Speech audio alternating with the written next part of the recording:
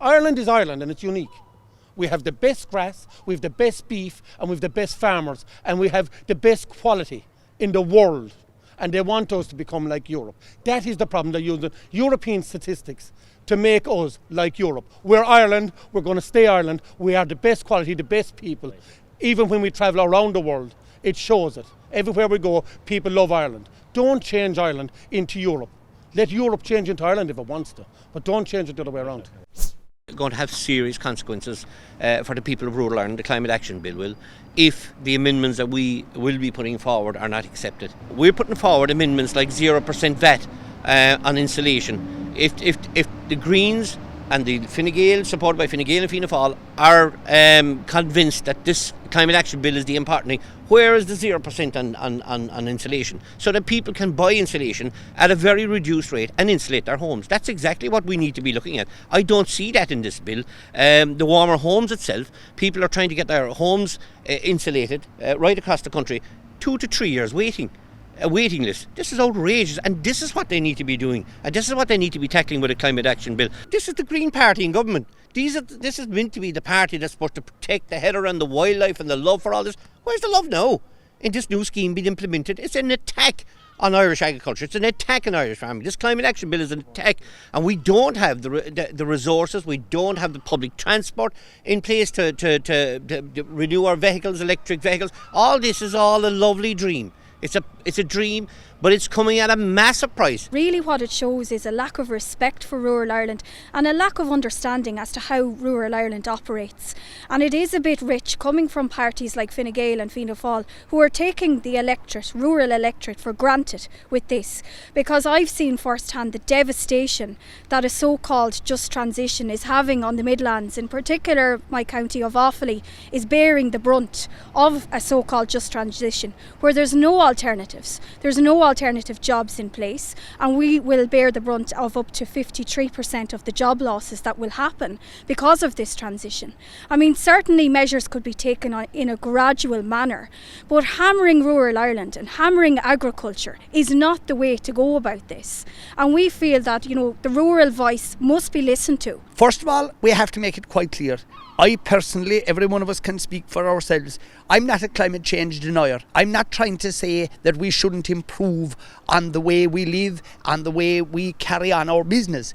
But having said that, I want people to realise if there was a grain of rice there, we're not one fraction, we're less than 1/10 of 1% of the problem. It's Asia and what they're doing out there, that's what's harming our environment. For God's sake, it's not a person here with a turf fire or burning a bit of timber that's the cause of this problem.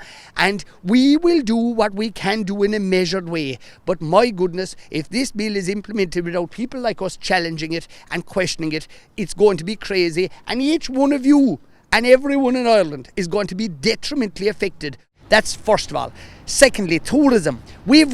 Generations have worked very hard to build up the tourism product that is carried on in Ireland. And at the same time now we have a government saying, well, we really want to tax air travel to make it more expensive. My God, we've given so long working so hard to try and reduce the cost of air travel, whether it is for people to leave Ireland or to come in, whether it's the Irish diaspora that want to come home, whether it's welcoming the tourists that we want to come into this country when the pandemic will be over.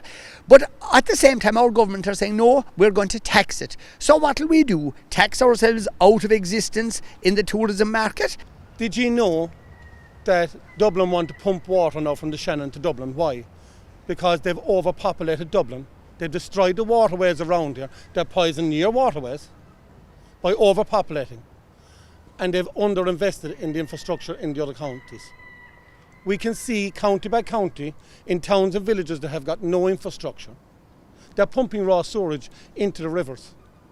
But yet, if you have something wrong on a farm, the environmental crowd come down and attack you and say there's something wrong. But our own government is allowing raw sewage going to the rivers and seas and streams in Ireland, and there's no accountability because of lack of infrastructure. How can you make instructions for Ireland if you don't understand what you're doing? And the biggest problem, we have a government that doesn't understand rural living, they don't understand farming, they don't understand industry, and they don't understand that you have to invest in infrastructure if you want all of Ireland to prosper. We're not being treated fairly here, and for the small little country that we are, we don't have gold, we don't have diamonds, we don't have oil. And the one thing that we had was a little bit of turf. They don't want us to cut that. They prefer us to perish with the cold. And that's what they want us to do. But we'll fight flat in our back till we'll have cut the solid turf that we always cut.